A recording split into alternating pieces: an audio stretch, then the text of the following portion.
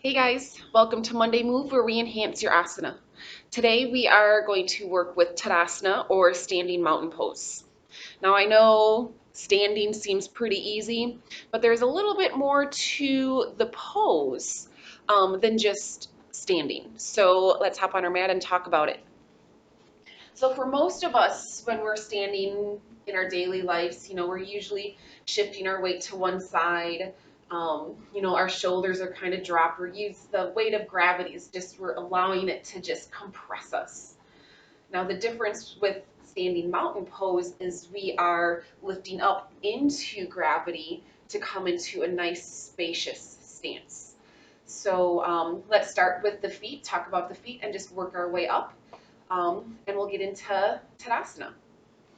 So for standing mountain pose, our feet, two things. We want all 10 toes pointing straight forward. A lot of times when we stand, we turn our toes out. Nope, we want them straight forward. You may feel a little weird at first, but over time, it'll start to feel normal. And also, sorry, a lot of us either roll to the outsides of the feet or drop our ankles in. I want equal weight through the entire base of our foot. So really anchor down into the circumference of your foot. So the inside of the foot, the outside, the front, the back, all equal weight displacement. Now as we move up into the legs, let's talk about our pelvis.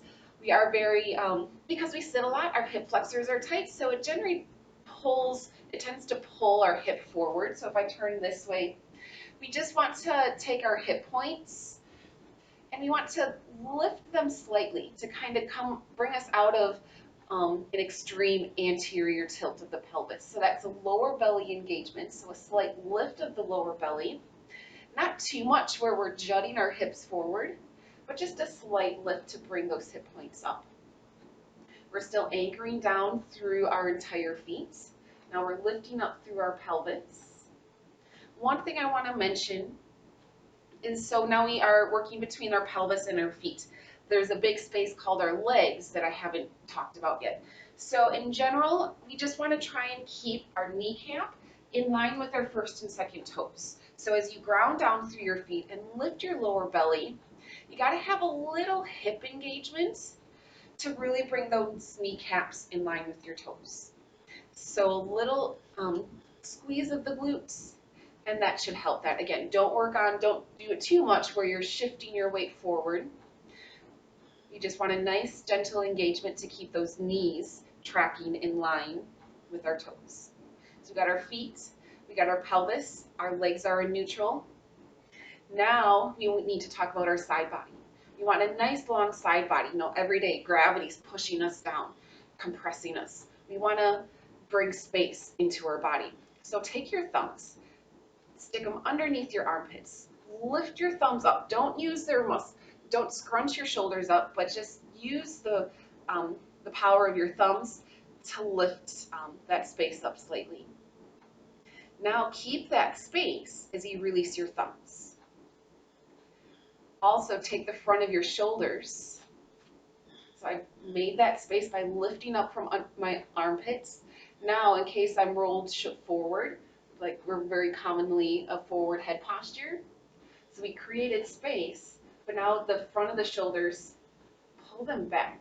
So you should really feel your upper back start to fire up. We might still have our forward head posture.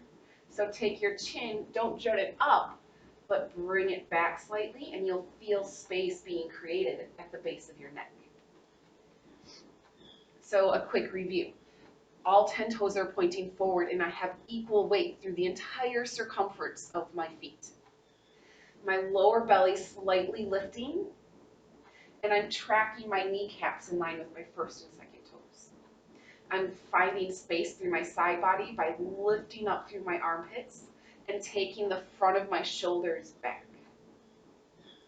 And then I'm tracking my ears over my shoulders by taking my chin back and creating space at the base of my skull. Standing mountain pose. So again, here's everyday standing, right? Maybe sometimes sticking the butt out, puffing up the chest. Standing mountain pose. everyday stance, in yoga class stance. All right, so I hope that helped you. Um, so the nice thing with Tadasana is it is the blueprint for every other pose in yoga. So if you can understand Tadasana, as we start to begin to move our limbs and fold into ourselves, keep the idea of Tadasana in the back of your mind to help you keep your proper alignment. All right, try it out. If you have any questions, shoot me a comment or text or message, and I will answer your questions. Have a great day. I will see you next week. Namaste.